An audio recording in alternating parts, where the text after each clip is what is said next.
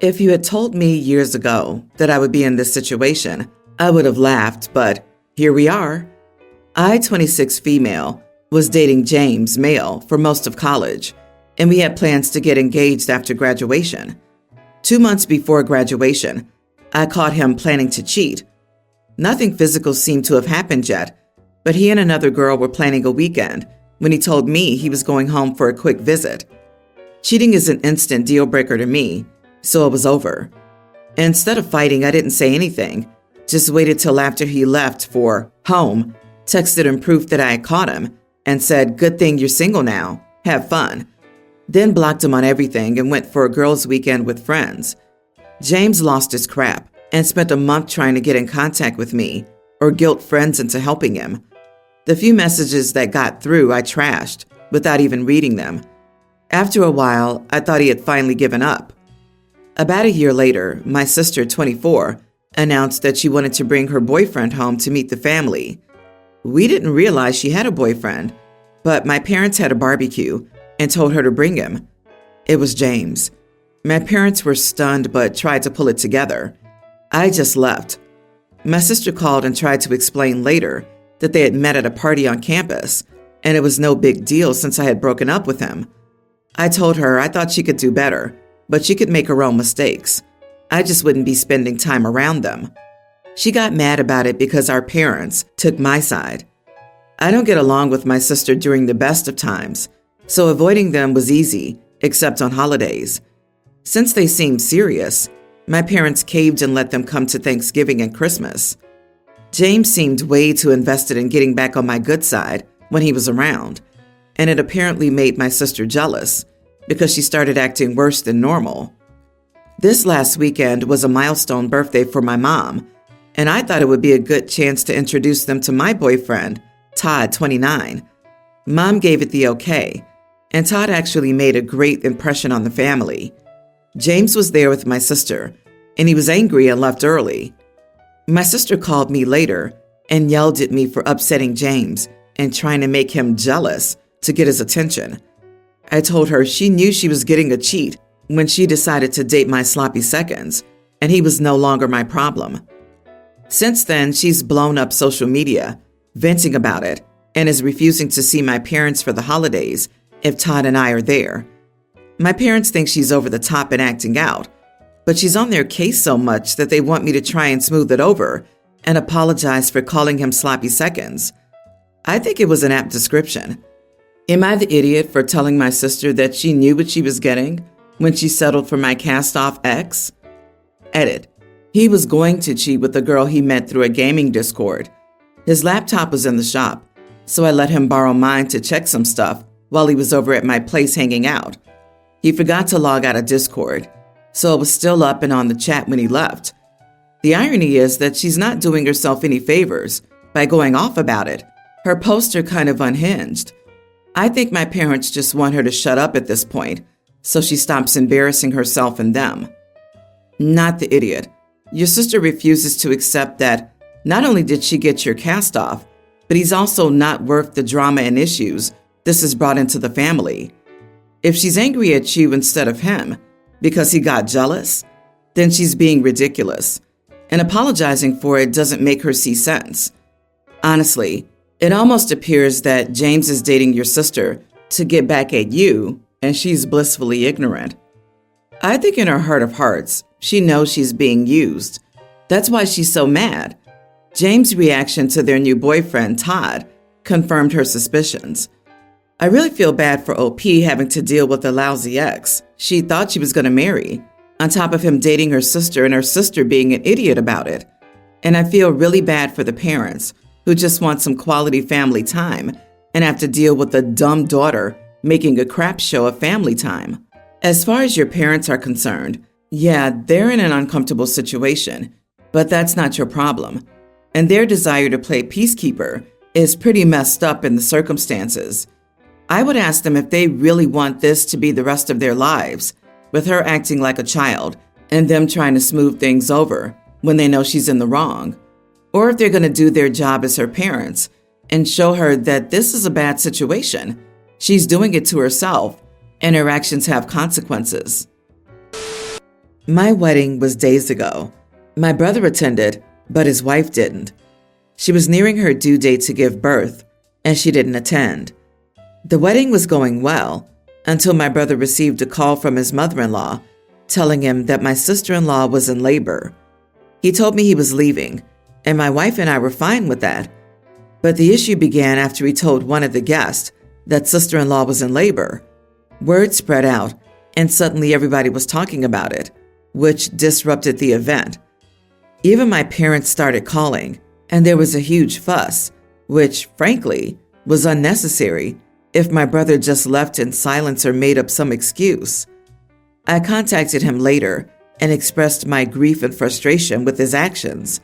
I told him how the news of his wife being in labor disrupted the wedding and caused my wife to feel like her day was ruined. He lashed out, asking how any of that was his fault. I explained how he should have just left or made up some excuse to leave, but he said he didn't mean any harm and that he was just in a hurry and worried at the time. He said it wasn't like he announced it, and he told me I disrespected him by arguing with him about it. We had a big argument, and our parents sided with him and told me to get over myself and now expect me to apologize. So, am I the idiot? Poor you. The baby is obviously at fault here. The selfish jerk couldn't even wait until after the wedding to be born? What an idiot. Darn baby ruined the bride's day. Exactly. And now their anniversary and the baby's birthday are probably on the same day too. The nerve. And the brother will probably have the audacity to celebrate its birth every year instead of OP's narcissistic relationship. This was the baby's plan all along. OP, you must disown the nibbling. LMFAO. OMG, what was he supposed to do? Lie to everyone? Tell his wife to hold it in? He came to your wedding during a time when his wife probably would have preferred he was at home, and you're butthurt because you think it ruined your special day? If your own brother's exceptional, amazing life event on the same day as your wedding ruined it, then you and your wife have problems. What was happening to your brother was completely out of his control, significant, and scary. To ask him to conceal that at the moment because it stole focus from you is utterly narcissistic. If his wife was in a horrible car crash and medevac to the ER, would you want your brother to keep his mouth shut too? You owe everyone in your family an enormous apology. I'm so over this "the wedding has to be the center of the universe for everyone involved" attitude. Would your wife get upset with a guest who suddenly had a heart attack at the wedding? Or an allergic reaction requiring an EpiPen and an ER trip? Parents told me to get over myself and now expect me to apologize. Excellent advice. You are the idiot, and your wife too. I look forward to this follow-up post next year, where you and your wife complain that the birthday celebration for your niece or nephew has ruined your first anniversary. My partner, male 38, and I, male 36, have 2 kids, Luke, male 18, and Jay, male teen. Some background info. We took the boys under our care when they were pre-tween and tweens. Before they came with us, they had been in different families and group homes for over a year. It was hard for Luke to understand that they were with us for good and that he had his own bedroom and family. And I know he still sometimes has insecurities about it. And a recent one was about him leaving for college. We explained to Luke that even if he was 18 and leaving the house, he would still have a room and a place at home, now or in 10 or 25 years. He would still be our kid at 40. We will always be here for him. Now the issue. My cousin, female 42, recently broke up and needed somewhere to live for her and her 2 boys, teen and tween. Me and my partner have a house big enough, and we agreed to host them free of charge for 6 months until she gets her bearings back. In the house, my partner and I have a kind of master bedroom with our bedroom, bathroom, and office. Our boys have their own rooms and they share a bathroom. And my cousin's boys have a guest room with a bathroom. My cousin has a room on the ground floor. It's not big, but she has the space for a bed, a desk, and a wardrobe. Last week, we got the keys to Luke's flat, and we started the process of furnishing it. He will officially move in next week and will start uni the week after. This weekend, my cousin asked when Luke's room would be empty. I told her that it would not be, that he would only take his clothes, books, and decorative items. Basically, his room would stay the same, and he would only take what he needed. She then asked how she'd be able to move into the room with all his stuff still there. I told her she wouldn't, and that it would still be his bedroom. He'll still come home on weekends and holidays. She then complained that she was living in a storage room, that she was the only one without her own bathroom, and that it was unfair of us to have an empty bedroom in our house and not give it to her. My partner and I were very firm in our decision, but my mom and aunt called and told me that it was a bit unfair of us not to offer proper accommodation for my cousin, and that Luke could do without a room for a few months now that he has his flat for the school year. I disagree. For me, it's more than a bedroom. It's what it represents. It's his own place in our home, and I want him to have it for as long as possible. I've been called selfish, and I was coddling him too much over this. So I would like an outsider's perspective. So, am I the idiot? Not the idiot. You're a better man than I. Soon as she started involving other family members, I would have told her to pack her crap and leave my house. The boys would still be welcome to stay if she chooses. They didn't do anything wrong. But Mom has to go. You have been more than accommodating. Your cousin is being ungrateful and entitled. She's getting a rent-free place for herself and her kids for 6 months.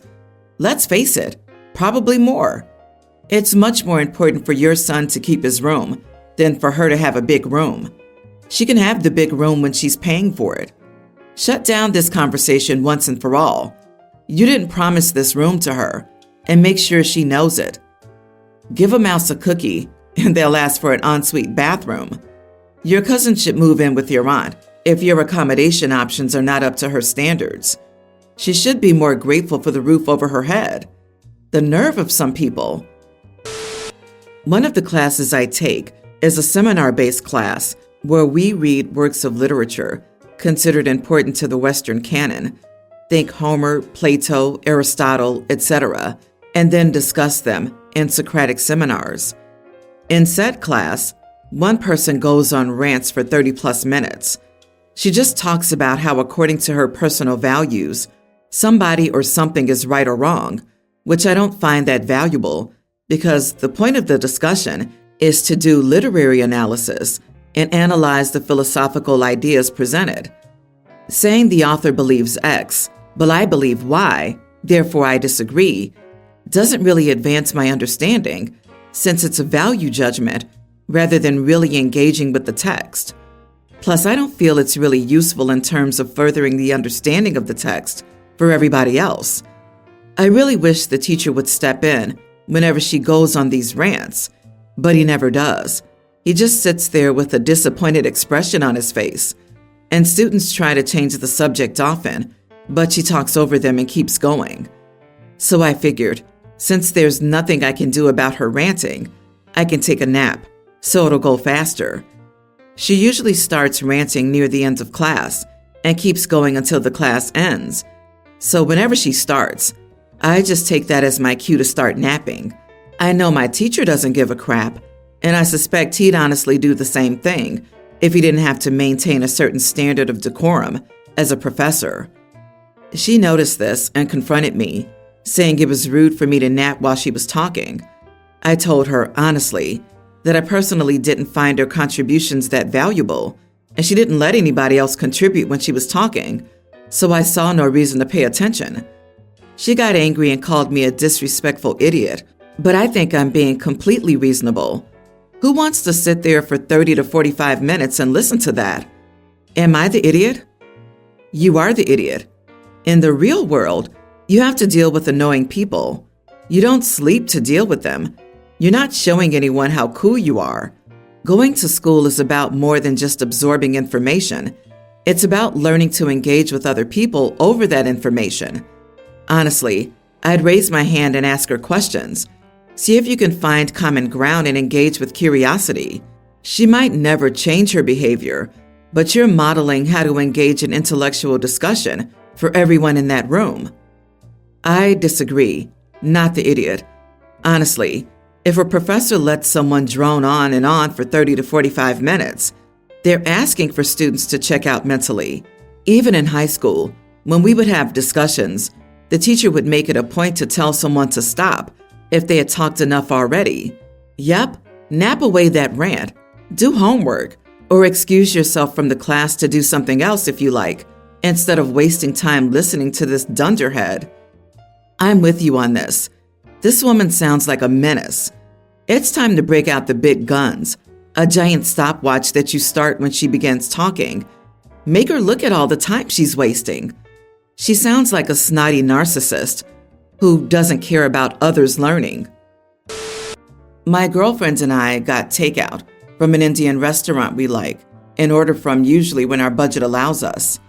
This place is really the only good Indian place anywhere near us, but it is very pricey, so we try to keep our order small.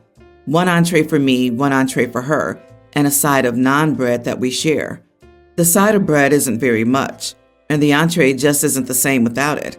So it seriously annoys me when she eats the bread without dipping it in her curry.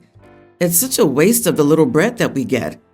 I told her this before, but she says it's not my concern how she eats her food. However, it is my concern because she's wasting a shared side. Whatever, I let it go each time. This time she didn't order curry like she usually does. She got biryani, rice and meat.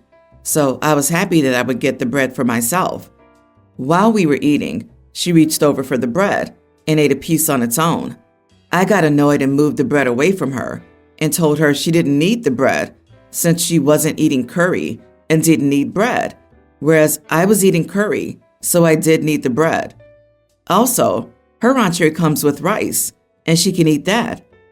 She got offended and threatened not to pay her share of the food next time. She also called me a greedy idiot and took her food and ate the rest in our bedroom. My friends are split. One of them says I'm in the right, and it's too many carbs for one meal for her to have bread and rice. But the other friend essentially also called me a greedy idiot. It's been hours and she's ignoring me. Am I the idiot? You are a gigantic idiot.